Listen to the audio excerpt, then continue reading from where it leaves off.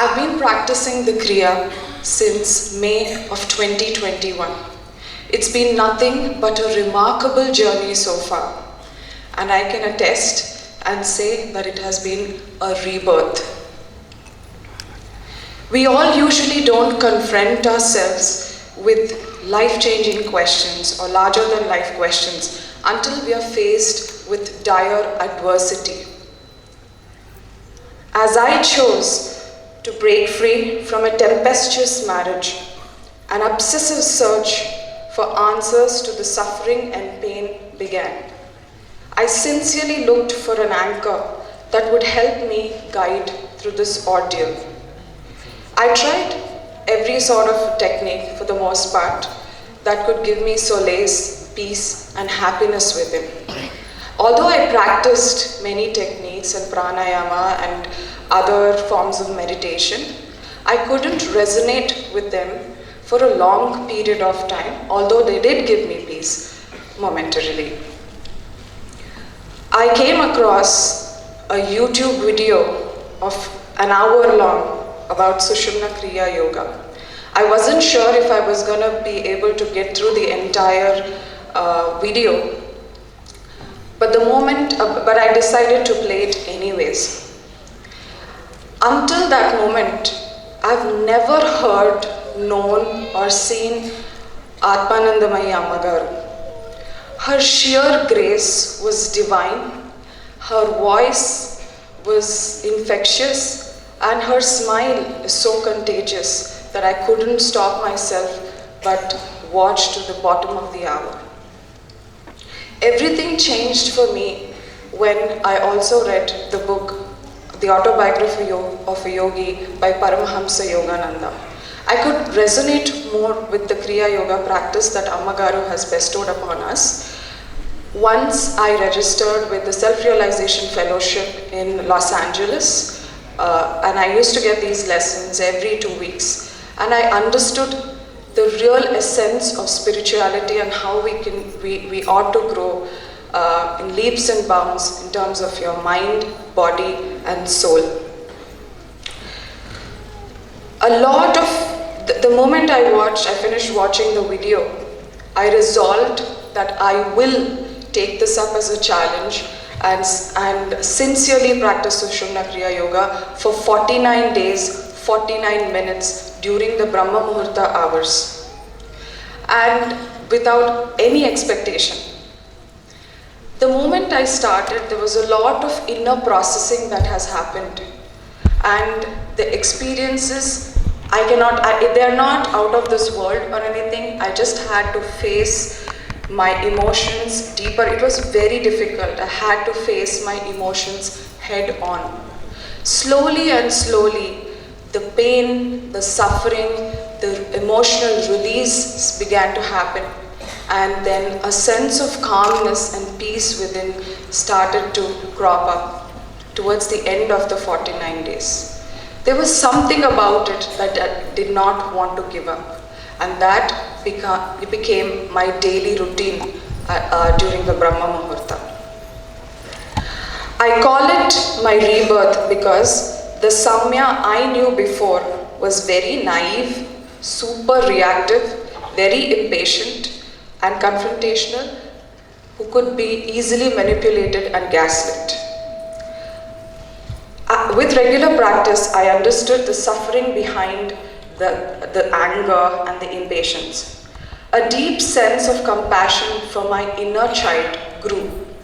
I owned my inner child like my own. I wouldn't abandon my child if she was going through the same suffering.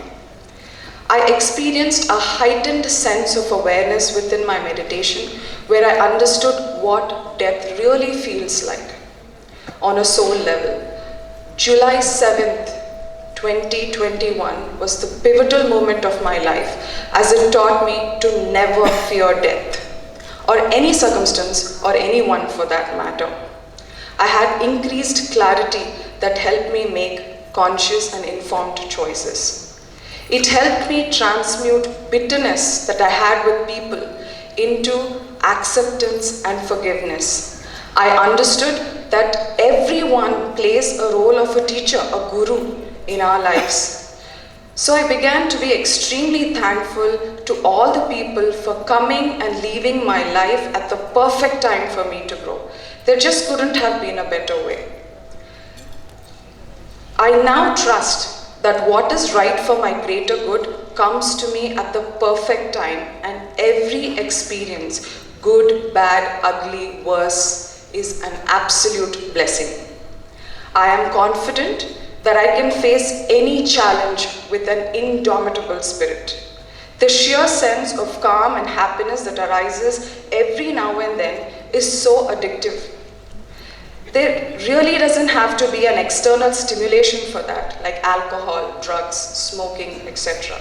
You can have this sense of high on demand. Every little experience has gotten more deeper, more real, and meaningful. I just want each one of us to experience this feeling that is so easily accessible, and know that we are divine beings having a spiritual experience. All we have to do on this journey is to unlearn what we are not. Our soul already knows our true and innate nature, which is eternal bliss and happiness. As Ammagaru always quotes, Manamanta Daiva Swarupalam, Divyatma Swarupalam, Ananda Swarupalam, Dukkha Anede Ledu. So there is no suffering, and suffering is merely a choice. The beautiful thing I love about this technique is that it makes you really independent and slowly detached, in a sense that you will start to love each and every one more than you would have actually done. Something that struck a chord in me is when Ammagaru said, there is no necessity to renounce your life, but to rejoice and in order to grow spiritually. And she herself is a living testimony, a wonderful daughter, wife, mother, sister, and she's played all these roles. So it's possible for each one of us. I can undoubtedly attest that practicing Sushumna has opened up limitless possibilities for me. I am astounded by my ability to respond versus react within just a matter of a year. As my awareness began to increase with regular practice, introspection has naturally kicked in. When I engage in any unnecessary conversation, such as gossip with anyone, an inner voice naturally keeps telling me to stop within minutes, and I begin to think, how could I change the conversation right now so it could be more positive and meaningful? Even in the middle of my reaction or an irritation for that matter, there is a loud inner voice telling me that I am angry in this very moment, asking me to refrain from engaging in it and just walk away and be calm. I have avoided numerous tough situations in this 1 year because of the introspection. My intuition has grown significantly while drawing very strong personal boundaries with dignity. The language and my choice of words have changed completely.